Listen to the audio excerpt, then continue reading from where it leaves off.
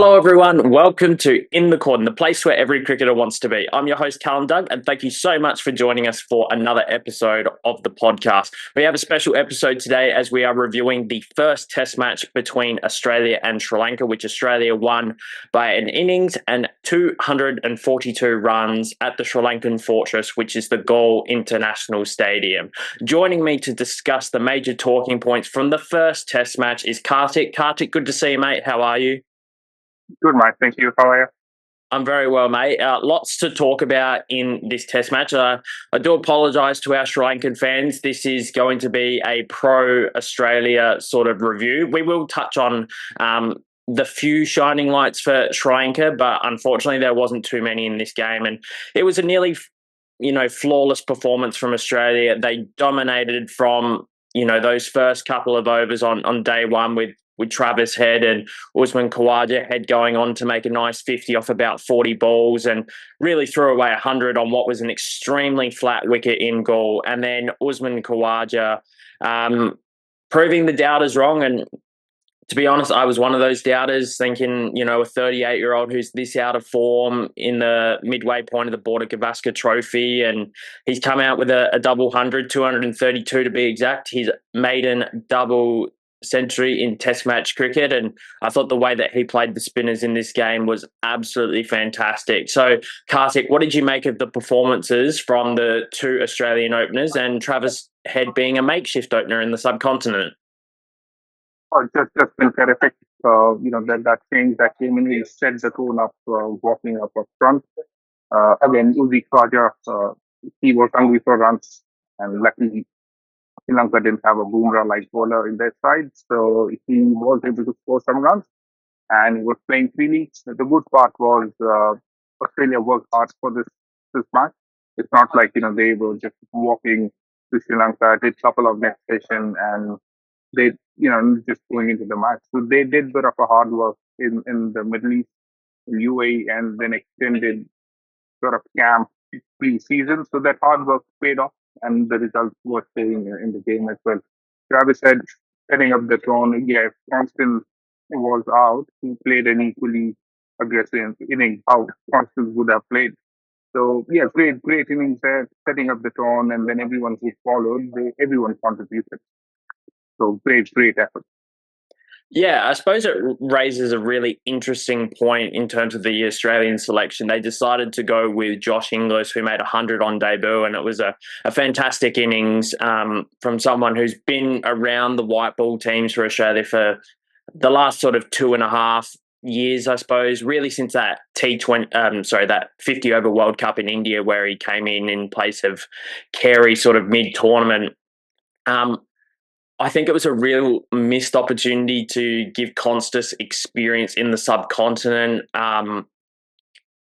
You don't get many free hits, I suppose. Like this test tour for Australia is a free hit to give players experience in the subcontinent. And I don't want them just to go out and hand out baggy greens to Cooper Connolly and all that for the sake of it. And I think they justified playing Head and Khawaja at the top of the order, and those two did really well in India in 2023 when Australia was beaten over there. But you could see that they had a blueprint of what they wanted to do when they come here, and I think this was pretty much earmarked 18 months out after that India tour to be like, all right, when we go to Sri Lanka, we're going to open up with these two. But I still think it was a missed opportunity not to play Konstas. Even if you wanted to play him in the middle order, and get him some experience against the spinning ball once the ball was a bit softer. Inglis did really well. You can't take that away from him. But do you think Australia missed a trick in this one? And what were your thoughts on the innings of Josh Inglis as well? Yeah, so Josh Inglis came from nowhere in the side. He was nowhere in the contention in the Indian series. In the Indian series, they were talked about having McSweeney or Khawaja out or bringing Constant. So, these were the repeated talk. And out of nowhere, Josh Inglis was a 100 on debut. So it looks like Australian selectors and the leadership know what they're doing. There would be a lot of eyebrows. When Constant played, McSweeney was dropped. So again, everyone loved it after that first innings at MCG. Similarly, here, there were some eyebrows like why English and why not Constance and why Heads. And also suddenly now with Josh Inglis, yeah, there is a bit of an applause there. So whatever Australia is doing at the moment, whatever they're touching is turning into gold. And I'm sure this sort of luck and this sort of thinking which is going behind these decisions, if they carry these to the World Test Championship, it's Australia and no one else who's lifting that trophy. Yeah, I suppose with Josh Inglis coming into this side, there's been a few questions about whether this could potentially affect Alex Carey's place in the side. Like, I think Carey certainly has enough credits in the bank and is overall the better gloveman for Test match cricket.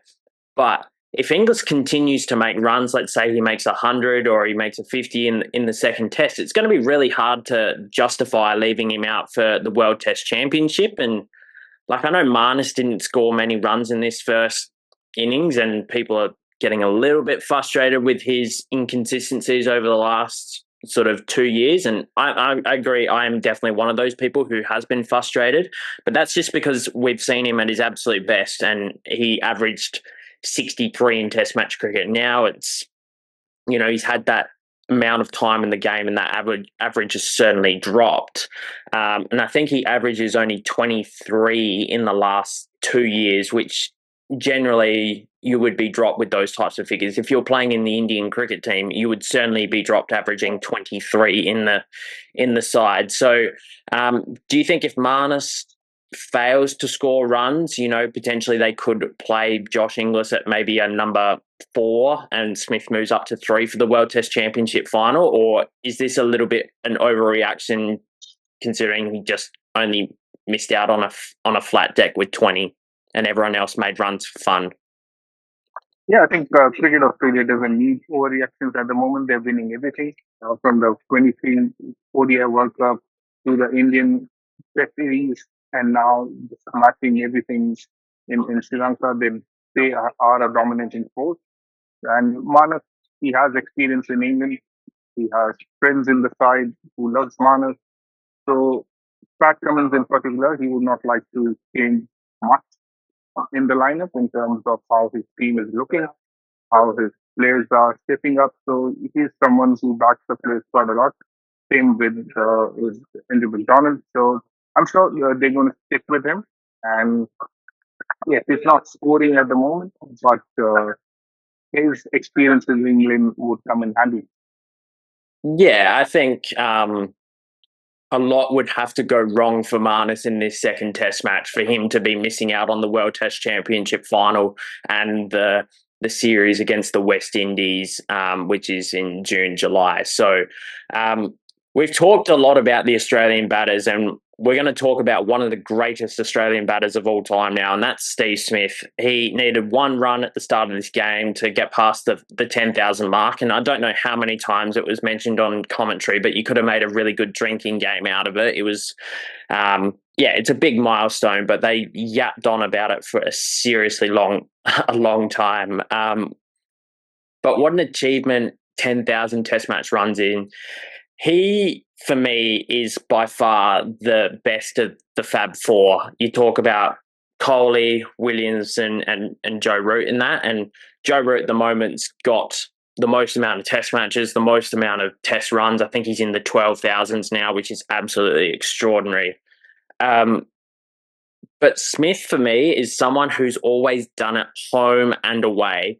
He has multiple Test centuries in India.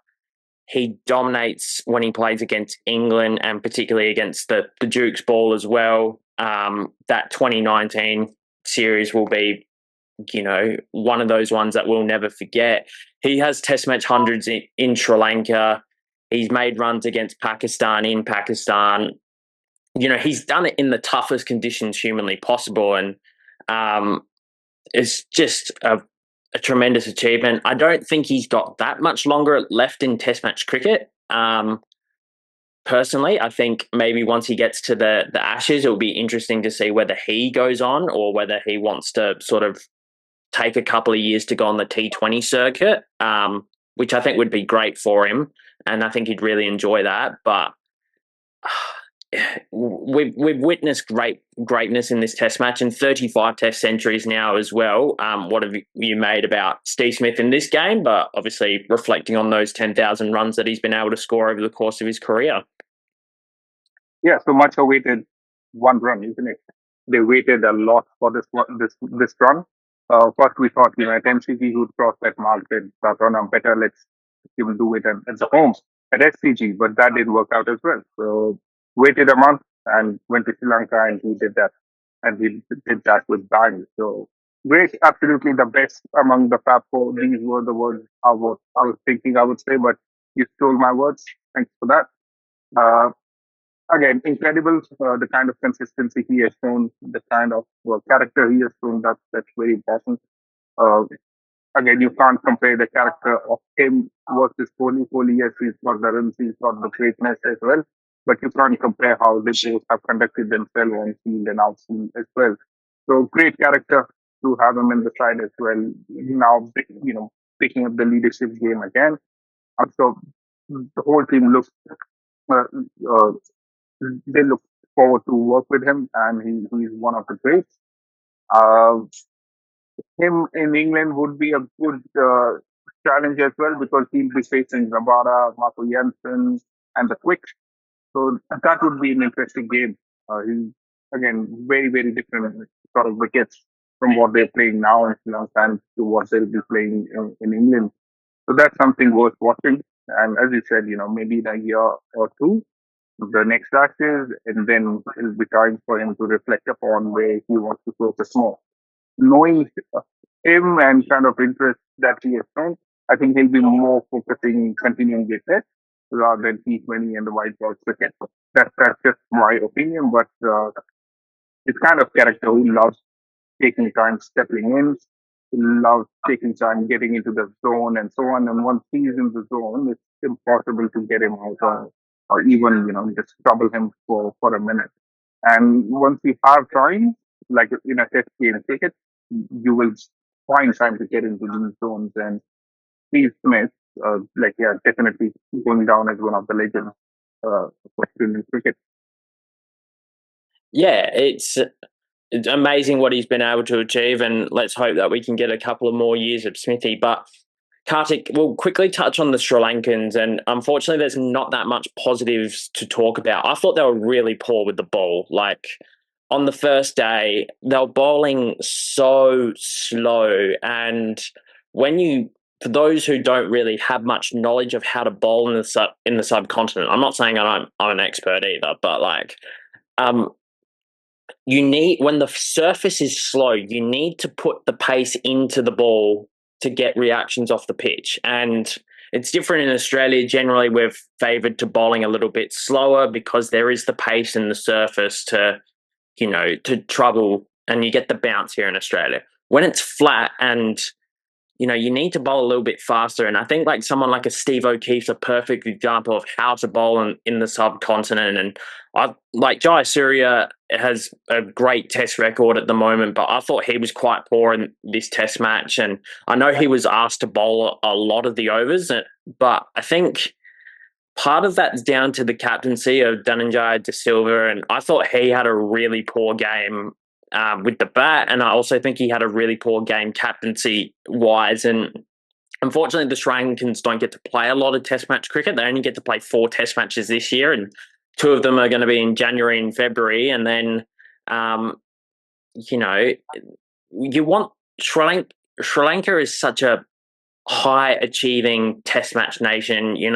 They've had their golden period where they've had the likes of Sangakkara and Mahela Jayawarne, Tilakratne Dilshan, some really high quality players. But I thought they were really poor. But we did want to touch on the efforts of Dinesh Chandimal, who made a nice half century in the first innings, and Jeffrey Van der Say, who the leg spinner who took 3 wickets. I thought that his spell on day one was fantastic.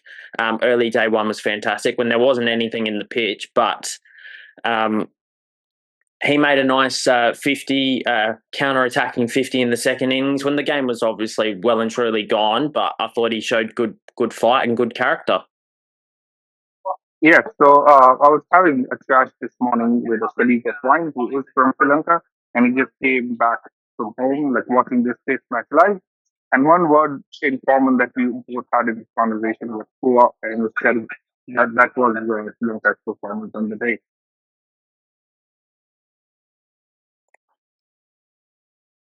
And sort of, made the most of it. There was no attack from the bowling. There was no attack whatsoever. Yeah, yeah, terrible. Um, Again, the kind of reviews that they did, the kind of leadership that they've shown was just pathetic. Yeah, it was very poor from the Sri Lankans, and I certainly hope that they make something of this second Test match, and give Australia a really good challenge. And this something very similar happened when the Australians played there in 2022. They lost the first test quite badly, but then they were able to come out and win the second test match by an inning. So hopefully a similar type of performance from the Sri Lankan point of view awaits us for the second test. But let's talk about the Australian spinners quickly before we finish up. I thought Kuhnemann was absolutely fantastic in this game. He's still learning about bowling in the subcontinent. I thought he did really well in India in 2023, but he took 9 wickets here, and pretty good considering he had a thumb pointing the other way about 2 weeks ago or 2.5 weeks ago. So to get himself up for this tour, have surgery, recover, get himself up for this tour, and take 5 wickets in the first innings, four in the second. I think he is, there's been a lot of made about Todd Murphy being the successor to Nathan Lyon, but I think Kuhnemann at the moment would be in front of him as the second best spinner in the country, and obviously it helps that he can turn the ball the other way compared to those two. But I think he's shown he's taken every opportunity that he's had, and I thought he partnered Nathan Lyon really well in this game, and I thought Gaz bowled really well too. Like Todd had his moments, took the wicket of Karunaratne in the second innings, but didn't really set the scoreboard alight. So what did you make of the three-prong Australian spin attack? I think Nathan Lyon's leading the way quite well. He's kind of a mentor for these two. Um, he knows he has his time limited, maybe in a year or two maximum, for the kind of age and Nathan Lyon is at the moment. So definitely, these two guys have a lot to learn, and that's what Nathan Lyon is doing at the moment. Let them take the charge, and that's what Kuhnemann and the other fella did. So just fantastic tournament, showing with his experience, kind of making the most, how he did well in the recent domestic cricket, making the most of it. Yes, he had a bit of an injury scare with the thumb, and yeah, he was hungry, and it was shown in the performance as well. That he really wanted this game. He he had a point to prove, which he did. So great. And Mitchell Stark wasn't bad either with the new ball as always. So he took those initial, those in swingers to the right arm, with the right hand batsman. That worked out well as well. So if at all there's anything missing in this lineup, I would say which is Hazelwood, because he would have loved bowling in with his height. And Sri Lankans, yeah, they know how to play spin to some extent, but Josh Inglis has been the best among these three fast bowlers on Indian and subcontinental wickets. So that's something the Australian team would miss. But looking at how Kuhnemann and the other two spinners bowl, it was just fantastic, and I think they will stick with the same sort of lineup. Yeah, I absolutely think they're going to stick with the same lineup for the second test match in Galle, which starts on Thursday. So, yeah, it would be very interesting to see how it goes. I don't know what Sri Lanka is going to do in terms of any changes. I think maybe an extra seamer to help Fernando would be good. Like Fernando only bowled maybe like 12 or 13 overs for the game, so it wasn't really much, and a lot was left to the trio of Sri Lankan spinners. So we'll have to see what they dish up on Thursday. So Kartik, just wanted to say a big thank you for jumping on the podcast, mate. It's great to get your insights, and you'll be joining us later on for a India and England white ball series review. So looking forward to seeing you on that. That's right. Yeah. Thank you so much to those of you who are watching in the court and at home. Please ensure that you subscribe to all of our social media and YouTube pages and wherever you get your podcasts, and we'll see you on the next episode. Cheers.